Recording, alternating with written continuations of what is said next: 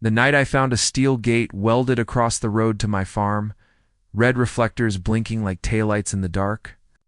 I said something my father wouldn't have approved of. Headlights off, engine ticking, hands fixed on the wheel. I felt that. Old anger rise hot and quiet like a storm behind the ribs. That road was my lifeline. I laid it with my own hands. And someone took it like a toy. Let me back up a breath. Mark. Middle-aged. Small farm at the end of a tree-lined lane. From town, it doesn't look like much. Out here, the stars show their faces, and the fields tell the truth.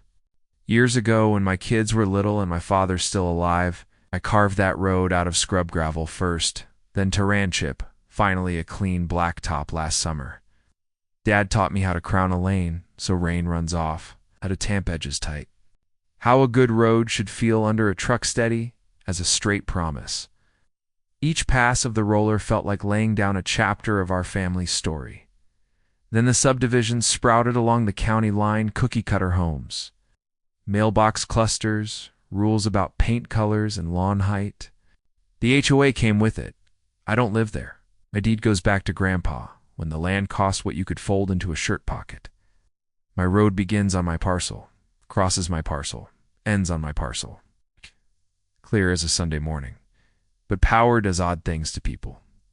A few board members decided my road should be common access because new residents liked walking it at sunset. Right. Friendly at first, then presumptuous. Then, in their emails, officially under HOA jurisdiction, I warned them off calmly, coffee in hand. Use your sidewalks. Leave my road be. They smiled like I'd told a joke. Now I'm idling at their gate when a white SUV pulls up behind me. HOA, president. Tall, tight ponytail. Clipboard, riding shotgun. She looks at me like I parked in her space. We had to secure community property, she says. There's too many non-compliant vehicles. Community property?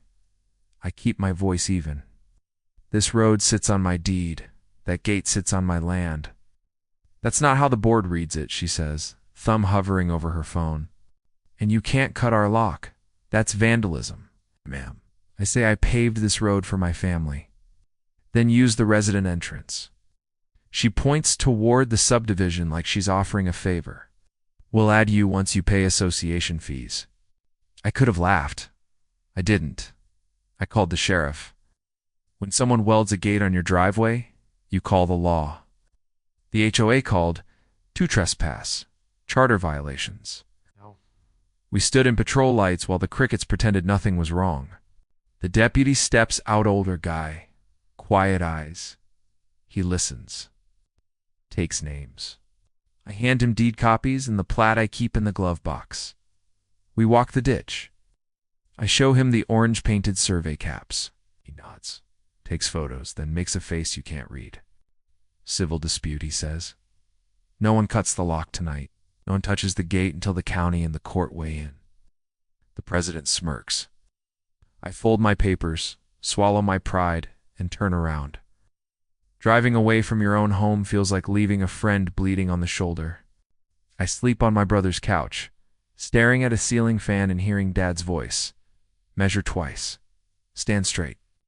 Don't let foolishness write your story. At dawn, I'm at the county recorder with a thermos and a mission. The clerk peppermint tea and good heart helps me dig. We pull the subdivision declarations. Road right-of-way maps. Then a brittle sheet from 1978. Grandpa's recorded ingress, egress. Easement protecting our access across a sliver of the old Branson tract, the ground that later became the HOA's front lots. The easement isn't their property. It's our lifeline, recorded long before their charter was a wink. I copy everything, label photos. Like I'm building a case, because I am. On the way out, I run into Hank, the old county grader man. He scans my papers and whistles. They're peacocks, he says. And you've got rain. Keep calm. Keep receipts. That evening, the gate has fresh chain and a new camera staring at the lock. Crooked sign reads, HOA access only. I breathe in hot tar rising from the blacktop. No, I tell the sign. Not yours. A cruiser rolls up. Same deputy they called, he says, leaning on the door. Act claimed you threatened community property. He looks at my road, my shoulders, my coffee. Stand down 48 hours? We'll get a surveyor. I appreciate it, I say. He studies me. You going to keep it together, Mark? I touch the frayed flag patch on my work jacket, Dad's old one. Yes, sir. We'll keep it together, but I won't let them redraw my family's map. I drive back to town with steel in my spine. I think a gate will stop me. I don't see the roots under this road, or the people it belongs to. Asterisk pressure exposes character. In 2 days, I saw who we all were. The president emails polite, then pointed, then lawyerly. Immediate compliance, fine schedule, board authority, invoice for emergency security measures, and a bill for use of community infrastructure. She CCs their attorney, half the neighborhood. Embarrassment as a strategy. I reply once. Remove your gate from my parcel. See, deed, plat, and recorded easement book 144, page 27. Then I let the paper talk. My attorney old school. Fountain pen files for a temporary restraining order by lunch. We attach the survey pins, the road center line. A letter from Hank swearing he watched Grandpa cut the first path when those lots were soybeans. That afternoon, the county surveyor sets his tripod. Prism pole flashing in the sun. Patience like a monk. He confirms what the paper says. The gate sits on my land square as a church pew. He tags corners, chalks the blacktop. No, this isn't ambiguous, he tells the deputy. The deputy writes, not ambiguous. Take a photo of that. 2.2 board members wander up, arms crossed, smiles too tight. We're concerned about losing community access, one says. Folks enjoy walking to the creek. Take your walks, I say, friendly as pie. Use your sidewalks. But you don't get my driveway because it's pretty. President arrives last, heels sharp on asphalt, waving a stapled packet. The community charter empowers us to secure assets for safety. The charter, the surveyor says gently, doesn't move property lines. Her mouth tightens. We'll see what a judge says. Will. I answer, you don't shout at people who think volume equals victory. You build a clean record. You set truth high and let everyone see it. That week I do what Dad taught me. Work. I catalog photos, pull receipts for base rock, print the asphalt invoice, find pictures of my kids holding the hand-painted Slow Farm Drive sign from 15 years back. I write a timeline. File police reports for obstruction and trespass. A welded gate with cameras isn't a misunderstanding. It's a land grab with props. They double down. Newsletter accusing a local landowner of aggressive claims. A guard in a folding chair by the gate on Saturday, young kid, apologetic. He asks for a resident pass. I hand him a cold water and tell him to find shade. Sunday morning I host coffee at the fence line. Neighbors outside the HOA come. The folks in the old farmhouse. The retired teacher with the big garden. Even two from the HOA slip over, embarrassed, whispering they didn't vote for any of this. I spread the deeds on a card table and pour from my dented thermos. We don't holler. We don't slander.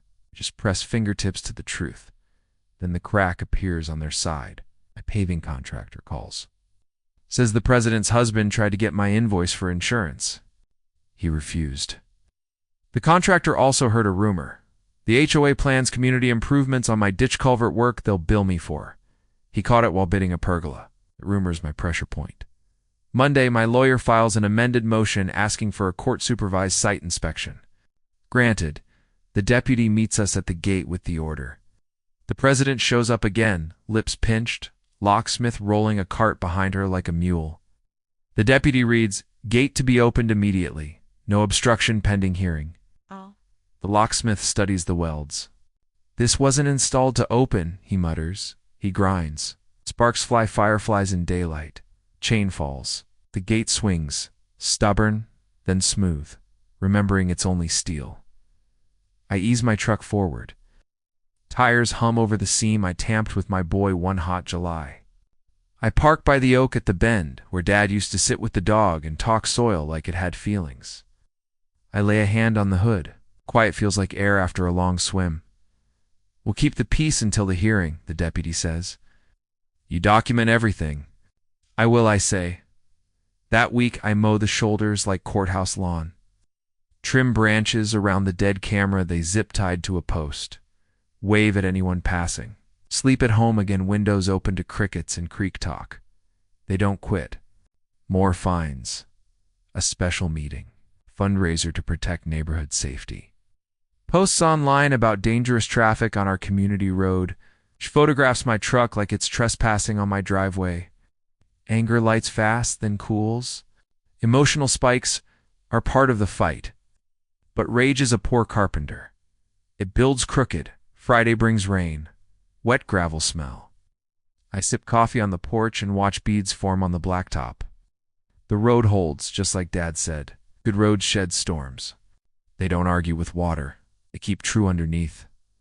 If we could get to court, with clean paper and cooler heads, the truth would stand where we put it. And it did. Asterisk. Court, when truth's in your pocket, feels like walking uphill with a steady wind at your back. Not easy, not quick, but honest. We sit on wood benches. The HOA's attorney shuffles binders like a magician searching the right card. The judge studies our filings, takes off his glasses, and turns to the big easel map survey lines in blue. My road marked bold as a river. Let me be plain, the judge says. An association charter doesn't convert private property to common property. The recorded easement predates the subdivision and protects ingress and egress for the farm. The gate obstructed that right, faces the HOA table. On what authority did you weld a barrier across a privately owned road? Their lawyer talks community safety and customary use. The judge listens, patience thinning. Custom, he says, does not move pins. He signs a preliminary injunction, gate removed permanently. No fines against me. No harassment. Costs reserved for the final hearing. The president stares at the floor. The board won't meet my eyes. I don't smile. I breathe. Under the table, my lawyer squeezes my hand. We built it straight, he whispers. On the courthouse steps, a reporter asks for comment. I keep it simple. I respect neighborhoods. I respect order. But a charter can't take a man's road. That road is my family's spine. Then I go home. Parking lots aren't for celebrating. Work remains. The locksmith returns on hose dime, cuts the posts at the base. The gate groans, tilts, and gives up like a bad idea. The county hauls it off. I donate the steel to the Votech. Let students learn from someone else's overreach. At the final hearing, the injunction becomes permanent. Plus one clean line. The HOA must post a sign at their sidewalk said private drive, farm access only by recorded easement. They reimburse my legal fees, survey costs, and damages for the days I couldn't reach home. Nothing flashy. Just the weight of a straight edge. Then something better. The residents hold a recall. Turns out, no one likes being used as a cudgel. 2 new board members, quiet folks with common sense, win seats. The president resigns in a letter with too many adjectives and no apology. I don't need one. Results beat speeches. We still have to live side by side. So I keep waving. Fix the sagging fence posts. Replace the slow farm drive sign with one my daughter painted in her college colors, crooked, proud. Set a reflector at the curve so delivery drivers don't miss it. Plant coneflowers along the ditch. Even a road deserves something pretty watching it work. One evening, the new chair gray-haired denim jacket walks down with a slip of paper. A small proposal. A bench on their sidewalk end, facing my pasture where the oaks catch the light. They'll pay, maintain it, and keep it on their side of the pin. No gates, no claims. Just a place to sit and talk, I sign. Sometimes peace looks like wood, bolts, and a view framed by a fence you both respect. A month later, the road feels like itself again. No guard chair. No camera. After a light rain, the asphalt shines that tinswheat shine that draws robins to the ditch. I drive slow, window down, coffee warm, thinking of Dad. He'd lean on the hood and say, "Not bad, son. Crown's right. Ditch is clear." He'd smile when I told him the judge said pins don't move. The lake beyond the oaks lies smooth as a fresh table. Wind skims a palm across it and leaves it unruffled. For the first time in months, my shoulders let go. Not triumph. Not gloating. Just calm, the kind you earn when you fight for your name without losing it. Sometimes standing up for what's right means standing still long enough for truth to catch up, then letting it speak louder than you ever could. Have you ever faced an HOA like this? Share your story in the comments. Read every one. If you believe some fights are worth having, hit subscribe and let's stand up together, asterisk.